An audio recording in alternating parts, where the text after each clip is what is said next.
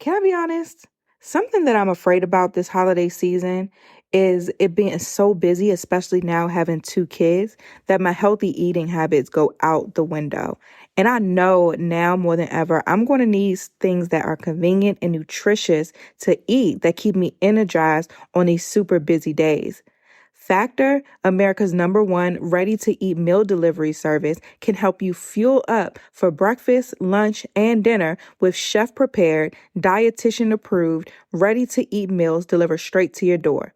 You'll save time, eat well, and stay on track with your healthy lifestyle while tackling all of your holiday to-dos. Now, I'm not going to lie. Initially, I was hesitant to have meals already prepared sent to my door because while yes, convenience is important to me, being healthy is important to me, having food that tastes good is also important to me. And let me tell y'all, Factor did not disappoint. I did not have to add any salt, any pepper, any seasoning, nothing. The meals were actually delicious, and nothing beats just being able to pop something in the microwave, or some of their lunch to go meals that you don't even have to microwave at all. If you're busy like me, especially this holiday season, and cooking just isn't something you have too much time for, but you want to make sure that you're eating well, with Factor, skip the extra trip to the grocery store and the chopping, prepping, and cleaning up too, while still getting the flavor and nutritional quality that you need.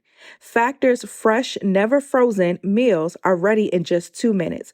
All you have to do is heat and enjoy. This November, give Factor and enjoy eating well without the hassle. Simply choose your meals and enjoy fresh, flavor-packed meals delivered to your door. Ready in just 2 minutes. No prep, no mess. Head to factormeals.com/blessed50 and use code blessed50 to get 50% off. That's code blessed50 at factormeals.com/blessed50 to get 50% off. You are listening to Blessed and Bossed Up, presented by Anchored Media, an entrepreneurship podcast for Christians all about how to make God the CEO of your business. Get ready to be inspired, challenged, but well-equipped to live and build your destiny His way.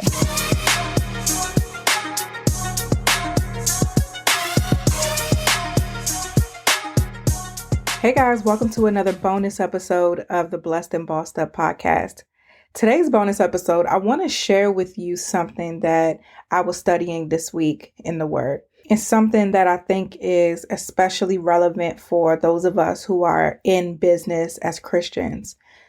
Over the last 2 weeks, we're coming towards the end. So almost 2 weeks now, we've been doing a fast with the Society. So for those of you guys who don't know, the Society is our membership community that supports this podcast. It's a community of like-minded women who don't play about God, don't play about their business, and really just want to grow in both areas. And we've had this membership community since 2018. And every year, towards the end of the year, we do an annual fast where we just focus on getting closer to God, drowning out distractions, and really just letting Him do what He's going to do. For me, before this fast, I was in a place where it was just a lot going on. And I was frustrated in a lot of areas and just dealing with my own stuff. And I was in a space where I'm like, God, I need this fast for myself. I know that the word says that some things only come through prayer and fasting. And I felt like I was in a funk, so to speak. And so I knew that this is what I needed, not just to host or lead this fast for everybody else, but this was something that I needed for myself. Like I needed my Father for myself. And over the course of this fast, it's been so beautiful to see the breakthrough of the women in the group. They're getting freed from so many things. For me personally, God has put a mirror up and really just been reading me for filth. And I was telling a friend recently, I was like, only God can read you and still love you so well at the same time, to where He's holding up a mirror to my face and showing me myself, showing me the things that don't look like Him that are in me.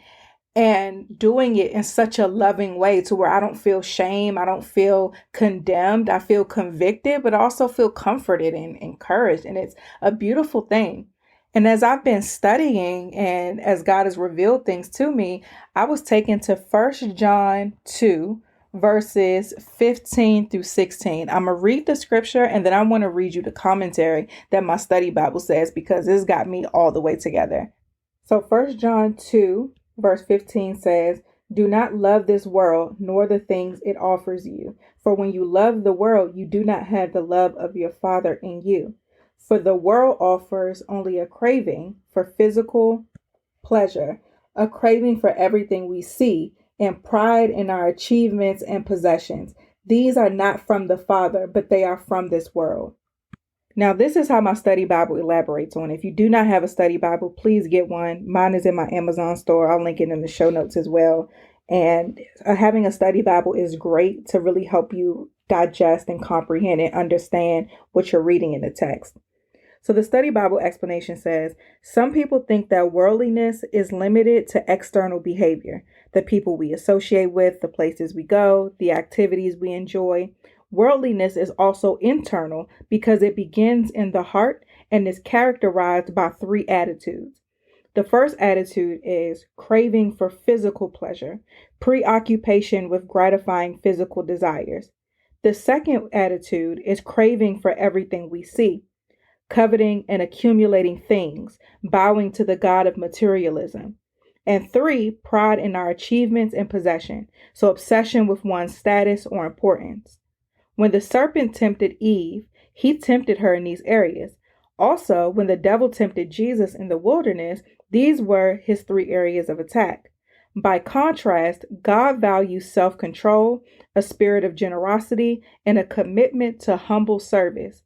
It is possible to give the impression of avoiding worldly pleasures while still harboring worldly attitudes in one's heart. And I'm going to read that last part again.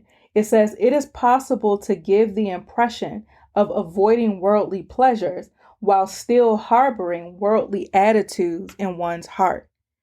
And we've been talking a lot about business over the last episode, and our next episode is going to be a part 2 to that. As you're preparing for your business in 2024, I also confront you to seek God on showing you areas of your internal worldliness. Are there ways in which you're craving the things that you see, the designer things, the lavish trips, the black girl luxury, which was like a huge trend on TikTok at one point? Are you in a space where you are just really comparing yourself, admiring, falling in love with all of this materialism, so much so that your goals and your idea of success is not pleasing God? Your idea of success is being able to achieve or accumulate these things that you want. And I'm not saying that it's bad to want nice things. It's not what I'm saying at all. What I am saying is, if you're doing something so that you can accumulate those things and not so that you could please God, then that's an issue. We have to check our internal worldliness, especially as Christians in business. I have to constantly check my internal worldliness because I know that I am susceptible to pride, to self-importance, to achievement. I know that is an element of my nature that I have to constantly keep in check. Self-awareness, I say all the time, is really a secret to success because you're able to keep yourself in check when you know what worldly attitudes you're bent towards.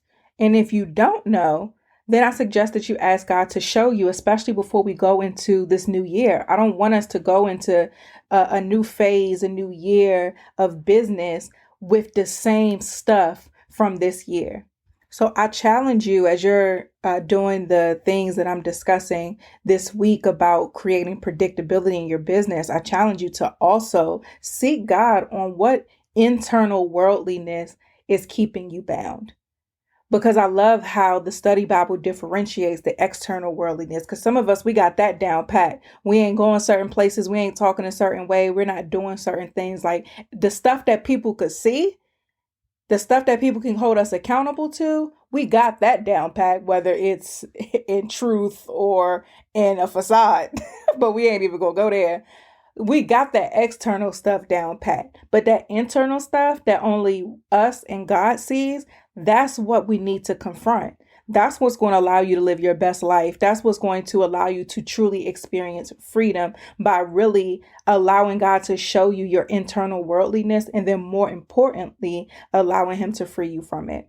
So that's it for this bonus episode. Thank you for listening. I love you guys. I'll see you in the next episode.